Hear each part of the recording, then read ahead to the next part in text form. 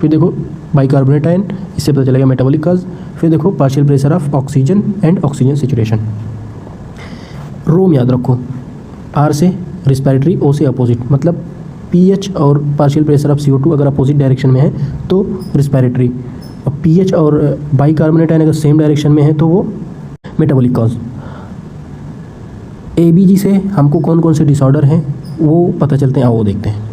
जैसे respiratory acidosis, respiratory है मतलब दोनों पीएच और CO2 क्या होंगे, अपोजिट डायरेक्शन में होंगे, और एसिडोसिस है मतलब पीएच क्या होगा, कम होगा, तो उस केस में COPD हो सकता है, निमोनिया हो सकता है, रिस्पिरेटरी डिप्रेशन हो सकता है। रिस्पिरेटरी एल्कोलोसिस मतलब CO2 क्या होगी, कम, तो ये किस केस में हो सकता है, एंजाइटी में हो सकता है, पेन में हो सकता है, हाइपर वेंटिलेशन के केस में हो सकता है।